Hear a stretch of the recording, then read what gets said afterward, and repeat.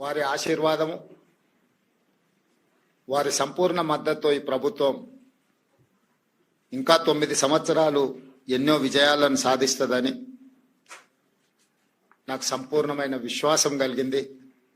Media మిత్రులు కూడా నిన్నటి కార్యక్రమాన్ని ప్రజలకు చేరవేయడం ద్వారా ఒక మంచి కార్యక్రమం చేపట్టినందుకు వారిని కూడా అభినందిస్తున్నాను. ముఖ్యంగా కొన్ని వాస్తవాలను మనం చర్చించుకొని ఈ వాస్తవాల ప్రాతిపదికన భవిష్యత్ కార్యాచరణ నిర్ణయించుకుంటే రాష్ట్ర రైతాంగానికి, మహిళా లోకానికి, విద్యార్థులకు ఒక మంచి పరిపాలనను అందించడానికి ఈ ప్రభుత్వానికి సాధ్యమవుతుంది. ముఖ్యంగా జూన్ 2, 2014 తెలంగాణ రాష్ట్రం ఏర్పడే నాటికి ఆనాటి యూపీఏ 1, యూపీఏ 2 కాంగ్రెస్ పార్టీ అధికారంలో ఉండి అటు రాష్ట్రంలో కేంద్రంలో 16,000 కోట్ల రూపాయల మిగులు బడ్జెట్తో 69,000 కోట్ల రూపాయల అప్పులతో ఈ రాష్ట్రాన్ని చంద్రశేఖరరావు గారికి కాంగ్రెస్ పార్టీ అందించడం జరిగింది. సరిగ్గా 10 సంవత్సరాలు పూర్తి చేసుకొని మళ్ళీ చంద్రశేఖరరావు గారి నుంచి కాంగ్రెస్ పార్టీ అధికారాన్ని చేపట్టే నాటికి 7 లక్షల కోట్ల రూపాయల అప్పు, ప్రతి నెల 6,500 కోట్ల రూపాయలు ఆయన గారు చేసిన అప్పుకు అసలు మిత్తి చెల్లించే పరిస్థితిలో ఇందిరమ్మ రాజ్యము, ప్రజాప్రభుత్వం ఏర్పడ్డది. వాస్తవంగా 7 లక్షల కోట్ల రూపాయల అప్పు ఉందన్న సంగతి ఆ 10 సంవత్సరాల ఏ సందర్భంలో కూడా ఆర్థిక నిపుణులు కానీ, రాజకీయ విశ్లేషకులు కానీ, గత ప్రభుత్వంలో బాధ్యత వహించిన చంద్రశేఖరరావు గారు కావచ్చు, హరీష్ రావు గారు కావచ్చు, లేదా ప్రభుత్వంలో ఆర్థిక మంత్రిగా పనిచేసిన ఈటల రాజేందర్ గారు కావచ్చు, ప్రజలకు ఏ రోజు వాస్తవాలను తెలుసుకునే అవకాశం కానీ, వివరించే ప్రయత్నం కానీ జరగలేదు. మేమందరం వివిధ మార్గాల ద్వారా సేకరించిన సమాచారము ప్రభుత్వాన్ని శాసనసభలో కానీ వెలుపల కానీ నిలదీసినప్పుడు ప్రతిపక్షాలు అబద్ధాలు చెప్తున్నాయి.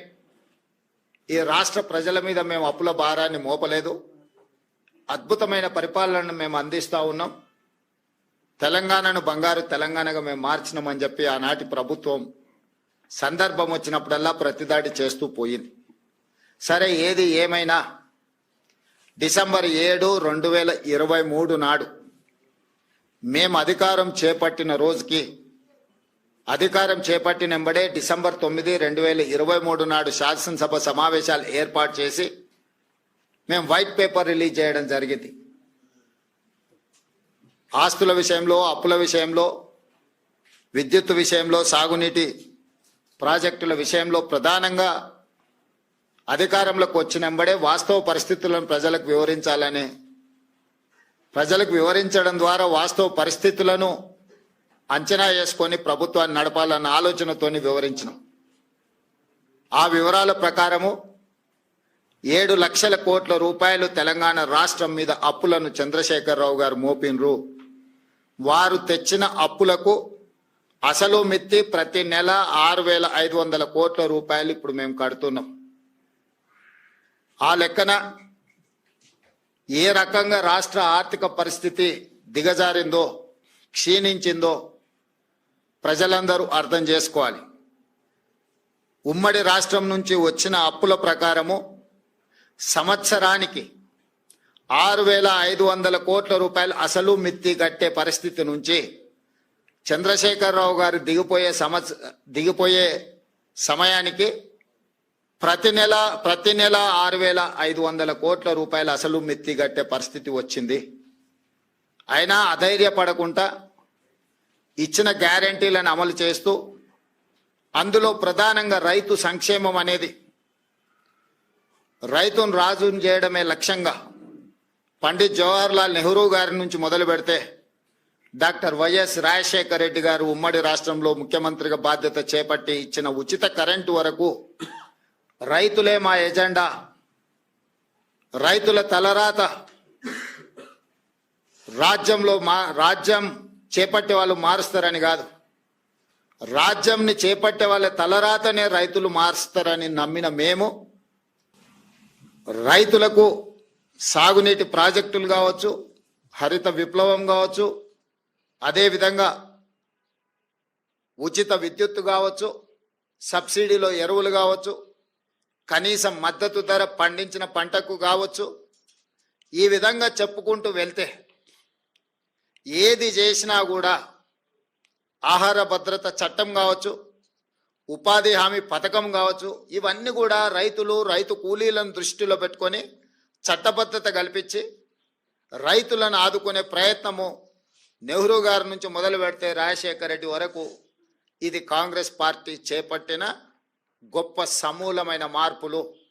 ఈ సమూలమైన మార్పులతో రైతుల జీవితాలలో సంపూర్ణమైన వెలుగులు వచ్చినాయంటే రాలేదు.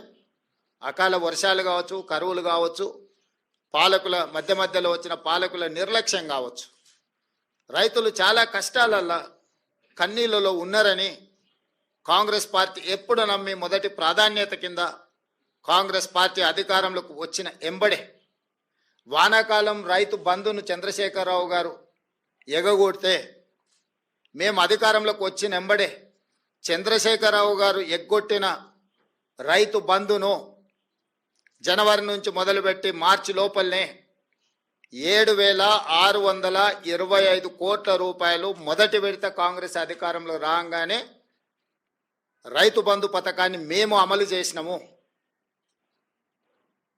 నేను మళ్ళీ ఒకసారి చెప్తున్నా, 2023 వానాకాలంలో రైతులకు రావాల్సిన రైతు బంధును చంద్రశేఖరరావు గారు ఎగ్గొట్టడం వలన మేము అధికారంలోకి వచ్చినంబడే రైతుల యొక్క కష్టాలు తీరవడం కోసము 7,625 కోట్ల రూపాయల రైతు బంధు గతంలో బకాయి పెట్టిన వాటిని మా ప్రభుత్వం చెల్లించింది మొదటి విడతగా. ఆ తర్వాత రైతు రుణమాఫీ ఎన్నికల్లో ఇచ్చిన మాట, పార్లమెంట్ ఎన్నికల సందర్భంగా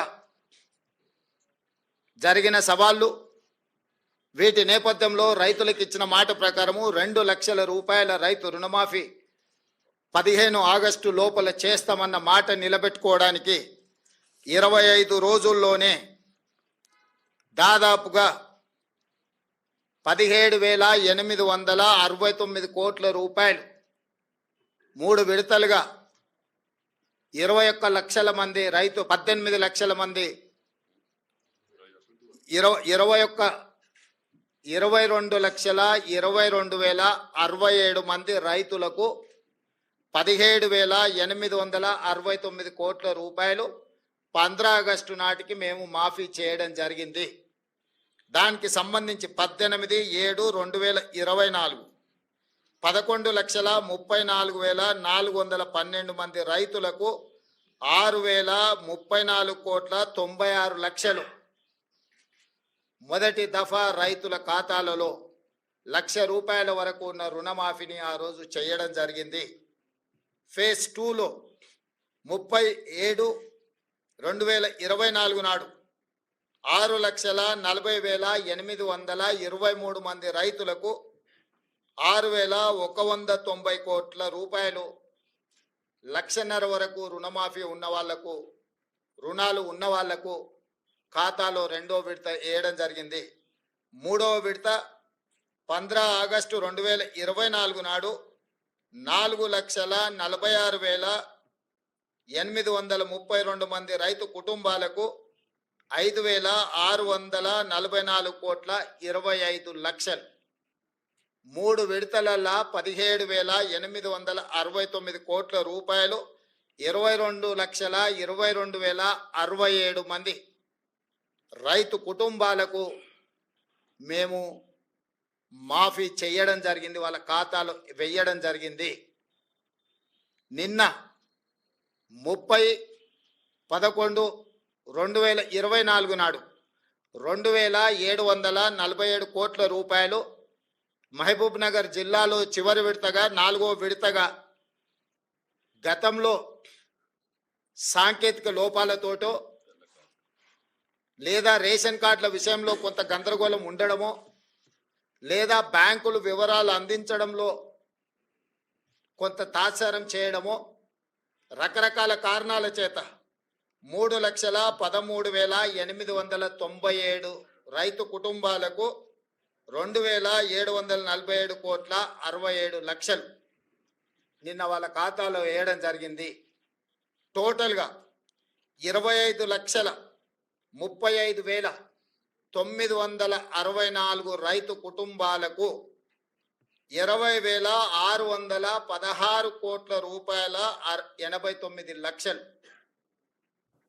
ఈరోజు రైతులకు రుణమాఫీ చేసిన చరిత్ర కాంగ్రెస్ పార్టీది. కాంగ్రెస్ ఇచ్చిన 2 లక్షల రూపాయల రుణమాఫీ గ్యారంటీది.